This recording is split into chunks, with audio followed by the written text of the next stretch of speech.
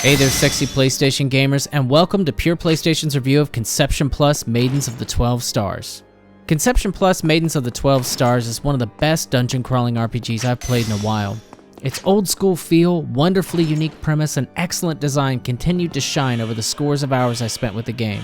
If you missed this one on the PSP, and chances are most people probably did, this remastered version is a great place to get to know the series. The story concept hooked me from the beginning.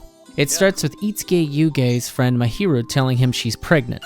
Before they really delve into the details, a vortex opens, and both characters are pulled into the world of Granvania. Itsuki is identified as God's gift and will need to save this world from being overtaken by monsters called impurities lurking in the many labyrinths. Saving the world is a family affair, so he'll create an army of up to 12 children with the chosen star maidens to help him fight. Once you have an army of child soldiers, it's time to take your kids to work, which in this case is a dangerous labyrinth filled with monsters. You can have 3 teams composed of up to 4 star children each. The teams can be balanced or have a certain purpose, such as magical attacks, and some combinations result in stat boosts. It's another way the game gives you customizability in how you approach the labyrinths. More powerful kids come from deeper relationships with the star maidens. Each of them, including Mahiru, is associated with an astrological sign. A 13th maiden has been added for this release, and it feels natural. You'll have a short conversation with them, give them gifts, and answer questions correctly to give your relationship a boost. The personalities are different, or split in one case, so you'll find the right ladies for you. For a little more social variety, there are different events to attend with your special ladies during the game's seasons, but I do wish the overall relationship mechanic was a little deeper. That feeling sort of carries over to the ending, which, after 80 hours to get there, felt rushed and less satisfying than I expected. No matter who you decide to spend your time with, you'll be busy making babies in a process called classmating.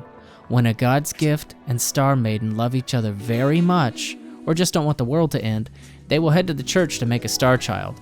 There is a sexy animation for classmating and even tri-mating when it's between you and 2 ladies, but it's serious business. Your kids are customizable. You'll choose a Matryoshka that will give your bouncing baby a stat boost or elemental alignment. You'll also have to pick the class for your new child. Selection is restricted by their stats, and it impacts skills, spells, equipment, and stats going forward. Location matters in the turn-based combat. Every enemy is visible in the labyrinth, and each fight has 3 impurities to defeat. Combat takes place in a 4-quadrant ring around the impurity, and one or more of the directions is a weak point that will give your attack extra damage. The impurities will be in different spots in the room too, so knowing your location relative to the other impurities can keep you from being hit on both sides. Filling up the chain gauge by bouncing between monsters and directions of attack can give you extra experience. Strategic choices like this are sprinkled throughout the game without it becoming a pure strategy RPG. I really appreciated the focus on player choice from building my team to approaching fights. Returning to Granvania after dungeon crawling gives you a whole host of options for improving your next trip. You can buy equipment and items from the shop. You can drop your kids off at a day camp to give them a portion of the experience you receive in the labyrinth. You can send other offspring to scavenge in previously cleared labyrinths so they can bring you loot. The max level of your star children is tied to the relationship depth and your level, so there's no wasted activity. You're constantly improving and building, and there are many options to consider, including building teams specifically to counter the challenges in a specific labyrinth. The magic of Conception Plus is how well all the elements of the game are integrated into a satisfying loop. There are 4 primary dungeons grouped by seasons. Impurities increase in difficulty every 5 floors or whenever you beat one of the impurity gods, and there are a total of 12 impurity gods to kill across those dungeons. Going to the harder dungeons gives you more experience and better equipment. Leveling up your star children and making them independent opens and levels up more of the city. Better relationships increase your max level of your star children so you can increase their power. All of these systems flow naturally as you play. Although most of the focus is on building a rewarding and satisfying grind, this PSP remake looks and sounds fantastic too. I did want more visual variety, but the impurity and dungeon designs are good. Everything is crisp and the battle themes and general music and sound were good.